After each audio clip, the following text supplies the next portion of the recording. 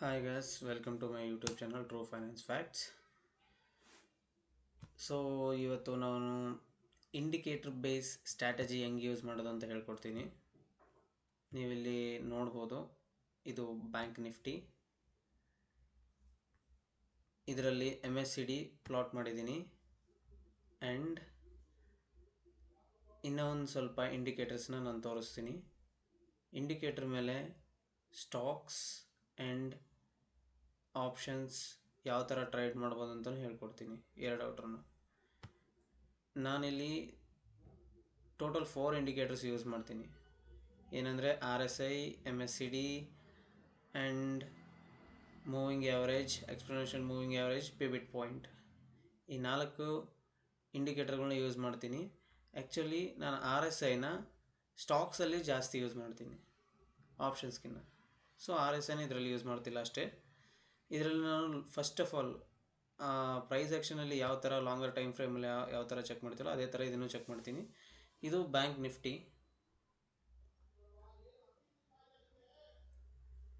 Bank Nifty ಇವತ್ತಿನವರೆಗೂ ಈ ಥರ ಇದೆ. ಇಲ್ಲಿ ನೋಡ್ಬೋದು ನೀವು, ಕರೆಕ್ಟ್ ಪ್ರೀವಿಯಸ್ ಪ್ರೈಸ್ ಆ್ಯಕ್ಷನ್ ನೋಡ್ರಿ, ಪ್ರೀವಿಯಸ್ ಹೈಗಳೇ ನಮಗೆ ಇವಾಗಿನ ಸಪೋರ್ಟ್ಗಳು.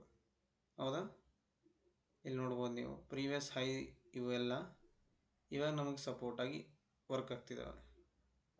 ಹೌದಾ? ವೀಕ್ಲಿಯಲ್ಲಿ ಚೆಕ್ ಮಾಡ್ತಿದ್ದೀನಿ ನೋಡ್ರಿ.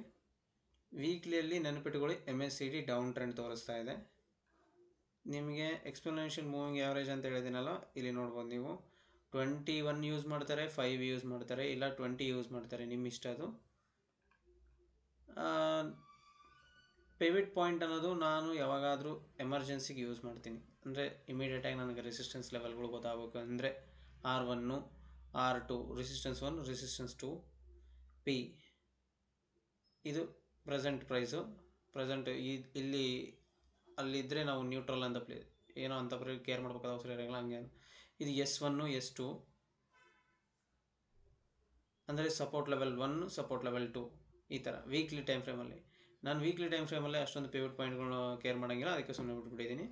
ಇಲ್ಲಿ ನೋಡ್ಬೋದು ನೀವು, ವೀಕ್ಲಿಯಲ್ಲಿ ಸಮೇತ MACD ಪ್ಲಸ್ ಪ್ರೈಸ್ ಆ್ಯಕ್ಷನ್, ಈ exponential moving average cross over 5, 21, 20 ಎರಡು ಔಟ್ರಲ್ಲಿ ಯಾವುದನ್ನು ಯೂಸ್ ಮಾಡ್ಬೋದು. 20 ಯೂಸ್ ಮಾಡ್ಬೋದು, 21 ಯೂಸ್ ಮಾಡ್ಬೋದು. ಕ್ರಾಸ್ ಓವರ್ ಕೊಟ್ಟಿದ್ದು ಎಕ್ಸಾಕ್ಟಾಗಿ ನಮ್ಗೆ ಅಮೌಂಟ್ನ, ಪ್ರೈಸ್ನ ಮೇಲೆ ಕರ್ಕೊಂಡು ಹೋಗಲು ತೋರಿಸ್ತಾ ಇದೆ, ತೊಗೊಂಡೋಗ್ತಿದೆ. ಓಕೆ, ಇವಾಗ ಡೇ ಟೈಮ್ ಫ್ರೇಮಲ್ಲಿ ನೋಡೋಣ. ಡೇ ಟೈಮ್ ಫ್ರೇಮಲ್ಲಿ ನಿಮ್ಗೆ ಇನ್ನೂ ಎಕ್ಸಾಕ್ಟಾಗಿ ಕಾಣಿಸುತ್ತೆ ಕ್ಲಿಯರಾಗಿ. ಹೌದಾ? ನೋಡಿ, ಡೇ ಟೈಮ್ ಫ್ರೇಮ್ ಇಲ್ಲಿ ನೋಡ್ಬೋದು ನೀವು. ಇವಾಗ MACD ಡೌನ್ಗೆ ಸ್ವಲ್ಪ ಕ್ರಾಸ್ ಓವರ್ ಕೊಟ್ಟಿಲ್ಲ, ಇನ್ನು ಪೂರ್ತಿಯಾಗಿ ಕೊಡಲಿಕ್ಕೆ ಬಂದಿದೆ ನಿಯರ್ಲಿ. ಓಕೆ, ಸೊ ಅದರಿಂದಾಗಿ ಇಲ್ಲಿ ಪ್ರೈಸ್ ಡೌನ್ ಟ್ರೆಂಡ್ ಕ್ರಿಯೇಟ್ ಆಗಿದೆ. ನೋಡ್ಬೋದು ನೀವು, ಇಲ್ಲಿ ಲೈಟರ್ ಗ್ರೀನ್ ಕ್ಯಾಂಡಲ್ ಹಾಕೋಕ್ಕೆ ಶುರು ಮಾಡಿದಾಗಲಿಂದ ಇಲ್ಲಿ ರೆಡ್ ಕ್ಯಾಂಡಲ್ಗಳು ಫಾರ್ಮ್ ಆಗೋಕ್ಕೆ ಶುರುವಾಗಿದ್ದಾವೆ. ಒಂದು ವೇಳೆ ಇಲ್ಲಿ ಕ್ರಾಸ್ ಓವರ್ ಕೊಟ್ಟರೆ ಇದು ಸ್ಟ್ರಾಂಗ್ ಡೌನ್ ಟ್ರೆಂಡ್ ಕ್ರಿಯೇಟ್ ಆಗೋಕ್ಕೆ ರೆಡಿ ಇರುತ್ತೆ. ಯಾಕಂದರೆ ಫಸ್ಟ್ ಹೇಳಿದ್ದು ವೀಕ್ಲಿ ಡೌನ್ ಟ್ರೆಂಡ್ ತೋರಿಸ್ತಾ ಇದೆ. ಹೌದಾ? ವೀಕ್ಲಿ ಡೌನ್ ಟ್ರೆಂಡ್ ತೋರಿಸ್ತಾ ಇದೆ. ಹಂಗೆ MACD ಲೈನ್ಗಳು ಈ ಸೆಂಟರ್ ಕ್ರಾಸರ್ಲಿಂದ ಮೇಲ್ಗಡೆನೇ ಇದ್ದಾವೆ, ಇನ್ನು ತೆಳಗಡೆ ಇಲ್ಲ. ಒಂದು ವೇಳೆ ತೆಳಗಡೆ ಇದ್ದರೆ ಮೇಲೆ ಕ್ರಾಸ್ ಓವರ್ ಕೊಡುತ್ತೆ ಅಂತ ಒಂದು ಎಕ್ಸ್ಪೆಕ್ಟೇಷನ್ ಇರ್ತದೆ. ಇನ್ನು ಗ್ಯಾಪ್ ಇದೆ ಕವರ್ ಮಾಡೋಕ್ಕೆ ವೀಕ್ಲಿಯಲ್ಲಿ. ಅಂದರೆ ಇನ್ನೂ ಒಂದು 2-3 ವೀಕ್ಸ್ ಗ್ಯಾಪ್ ಇದೆ ಕವರ್ ಮಾಡೋಕ್ಕೆ. ಇನ್ನೊಂದು 2-3 ಕ್ಯಾಂಡಲ್ಗೂ ಸಹ ಬೀಳ್ಬೋದು. ಅಂದರೆ ಒಂದು 2-3 ವೀಕ್ಸ್ ಅಂದ್ಕೋಬೋದು, ಆ ಥರ ಮಾತು. ಇದು ನೋಡಿ, ಕ್ಲಿಯರಾಗಿ ಕಾಣಿಸ್ತಿದ್ದೇನೆ ನಿಮಗೆ. ಡೇ ಟೈಮ್ ಫ್ರೇಮಲ್ಲಿ ಇನ್ನೂ ಕ್ರಾಸ್ ಓವರ್ ಕೊಟ್ಟಿಲ್ಲ. ಕೊಟ್ಟರೆ ನಮಗೆ ಸಪೋರ್ಟ್ ಲೆವೆಲ್ ಬ್ರೇಕ್ ಮಾಡುತ್ತೆ. ಇದು ಸ್ಟ್ರಾಂಗ್ ಸಪೋರ್ಟ್ ಲೆವೆಲ್ ಆಗಿ ನಮಗೆ ಹೋಲ್ಡ್ ಮಾಡ್ತಾ ಇದೆ. ನೀವು ನೋಡ್ಬೋದು ಇಲ್ಲಿ. ನಿಮಗೆ ಎಕ್ಸಾಂಪಲ್ಗೆ ಇದನ್ನು ತೋರಿಸ್ತೀನಿ, ತಡೀರಿ.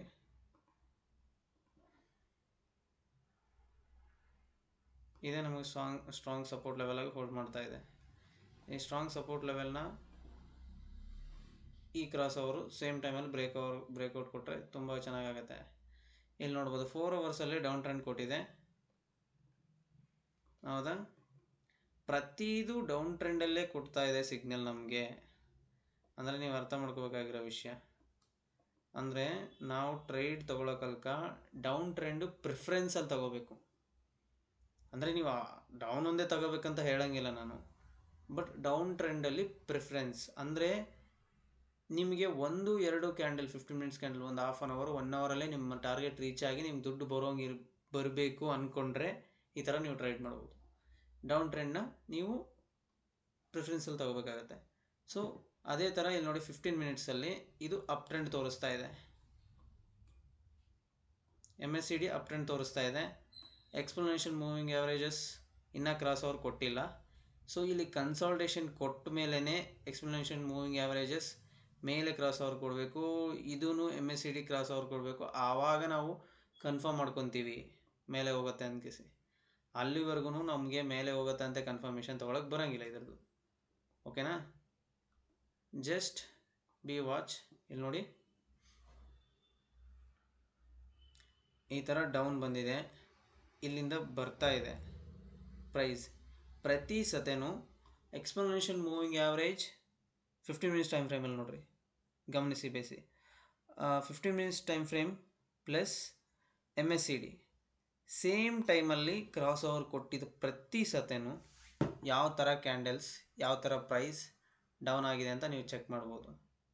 ಸ್ಕೇಲಾಗಿ ಚೆಕ್ ಮಾಡ್ಬೋದು ಬೇಕಿದ್ರೆ. ಇಲ್ಲಿ ನೋಡಿ ಗೊತ್ತಾಗ್ತಿದೆನಾ? ಅದು ಎಲ್ಲಿವರೆಗೂ ಕಂಟಿನ್ಯೂ ಆಗ್ತಿದೆ ಅಂದರೆ ಇಲ್ಲಿ ನೋಡಿ ಮತ್ತೆ ಎಕ್ಸ್ಪೋನೆನ್ಷಿಯಲ್ ಮೂವಿಂಗ್ ಆ್ಯಾವ್ರೇಜ್ ರಿವರ್ಸಲ್ ಕೊಡೋವರೆಗೂ ನೀವು ಟ್ರೈ ಮಾಡ್ಬೋದು ಈ ಕ್ಯಾಂಡಲ್ವರೆಗೂ. ಓಕೆ, ಇಲ್ಲಿಂದ ಕನ್ಸಲ್ಟೇಷನ್ ತಗೋತಾ ಇದೆ. ಸ್ವಲ್ಪ ಪ್ರೈಸ್ ಅಷ್ಟೊಂದು ಡೌನ್ ಆಗಿಲ್ಲ. ಫಸ್ಟ್ ನಿಮಗೆ ಸೇಲ್ಗೆ ಒಳ್ಳೆ ಪರ್ಪಸ್ ಸಿಗ್ತಾ ಇದೆ ಅಲ್ವಾ? ನಾನು ಬಿಗಿನರ್ಸ್ಗೆ ಇಂಡಿಕೇಟರ್ಗಳು ಯೂಸ್ ಮಾಡೋಕ್ಕೆ ಹೇಳ್ತೀನಿ, ಯಾಕಂದರೆ ಅವ್ರಿಗೆ ಸ್ವಲ್ಪ ಈಸಿಯಾಗಿ ವ್ಯೂ ಸಿಗುತ್ತೆ. ಅದೇ ಪ್ರೋ ಟ್ರೇಡರ್ಸ್ ಎಲ್ಲರಿದ್ದರೆ ಅವ್ರೇನೆಂದರೆ ಪ್ರೈಸ್ ಆ್ಯಕ್ಷನ್ ಮೂಲಕ ಗೊತ್ತಾಗತ್ತೆ ಯಾವುದು ಸಪೋರ್ಟಲ್ಲಿದೆ, ಯಾವುದು ರೆಸಿಸ್ಟೆನ್ಸ್ ಇಲ್ಲೇ ಇದೆ, ಅಲ್ಲಿ ಕ್ಯಾಂಡಲ್ ಸ್ಟಿಕ್ ಏನಿದೆ ಅವೆಲ್ಲ ನೆನ್ಪಿಟ್ಕೊಂಡು ಟ್ರೇಡ್ ಮಾಡ್ಬೋದು ಈಸಿಯಾಗಿ. ಅದ್ರ ಬಗ್ಗೆನೂ ನಾನು ಕ್ಲಾಸ್ ಅಪ್ಲೋಡ್ ಮಾಡಿದ್ದೀನಿ, ಅದ್ರ ಬಗ್ಗೆನೂ ನೀವು ನೋಡ್ಬೋದು ಪ್ರೈಸ್ ಆ್ಯಕ್ಷನ್ ಯಾವ ಥರ ಇರುತ್ತೆ ಅಂತ. ಇದರಲ್ಲಿ ಪ್ರೈಸ್ ಆ್ಯಕ್ಷನ್ ಮಿಕ್ಸು ಇರುತ್ತೆ, ಇಂಡಿಕೇಟರ್ ಮಿಕ್ಸ್ ಇರುತ್ತೆ.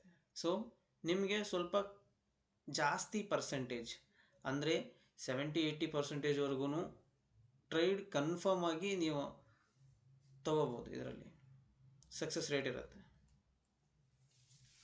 ಆ್ಯಂಡ್ ಇಲ್ಲಿ ನೋಡ್ಬೋದು ನೀವು ಕ್ಲಿಯರಾಗಿ 5 ಮಿನಿಟ್ಸ್ ಟೈಮ್ ಫ್ರೇಮಲ್ಲಿ ಹೋಗೋಣ. ಇಲ್ಲಿ ನೀವು ನೋಡ್ಬೋದು 5 ಮಿನಿಟ್ಸಲ್ಲಿ MACD ಮೇಲ್ಗಡೆಯಿಂದ ಡೌನ್ ಸೈಡ್ ಕ್ರಾಸ್ ಓವರ್ ಕೊಟ್ಟಿದೆ, exponential moving average down side cross over ಕೊಟ್ಟಿದೆ, ಆ್ಯಂಡ್ ಪ್ರೈಸ್ ರೆಸಿಸ್ಟೆನ್ಸ್ ಲೆವೆಲಲ್ಲಿದೆ. ನೆನ್ಪಿಟ್ಕೊಳ್ಳಿ, ಪ್ರೈಸ್ ರೆಸಿಸ್ಟೆನ್ಸ್ ಲೆವೆಲಲ್ಲಿದೆ.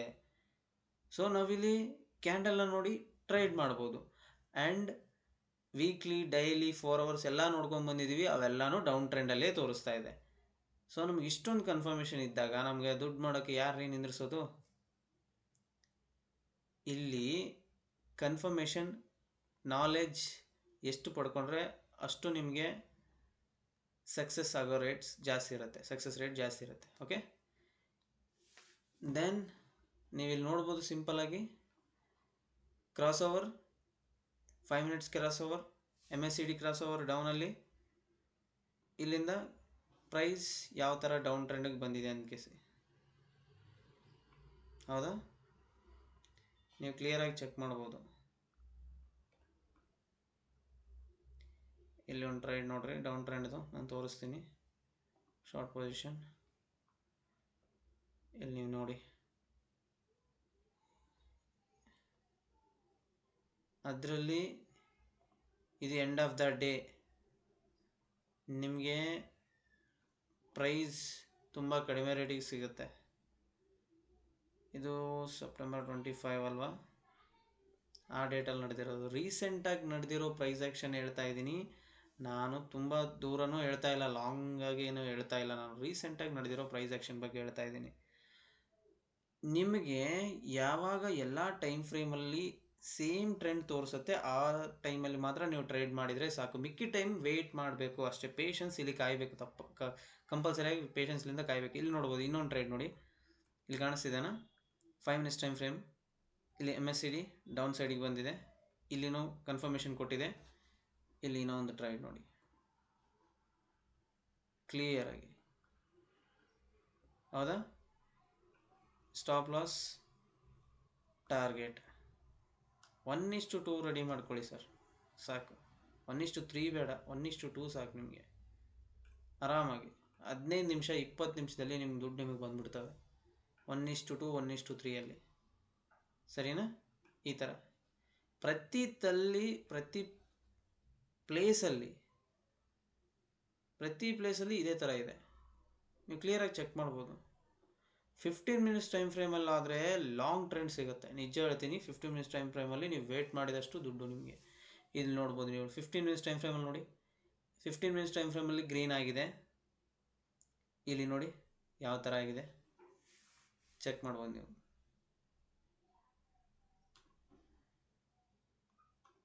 ಕಾಣಿಸ್ತಾ ಇದೆನಾ? Just 15 minutes time frame.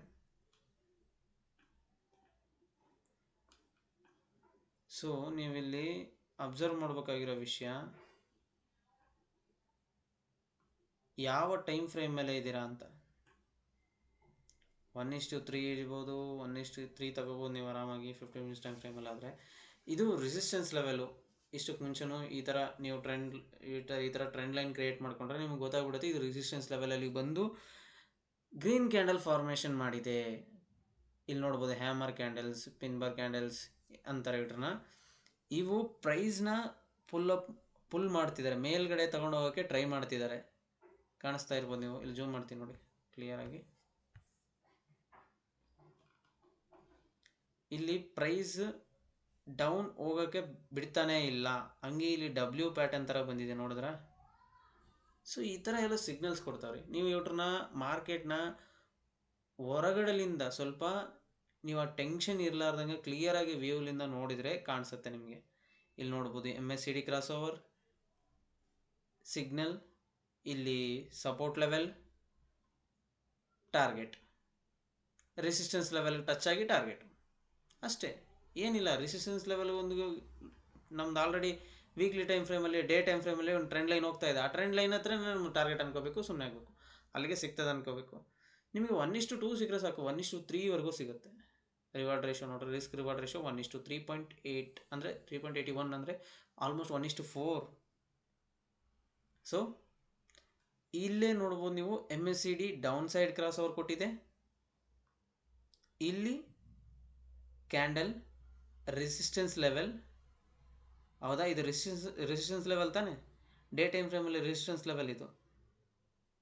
Previous candle high, previous candle opening price ಇದು.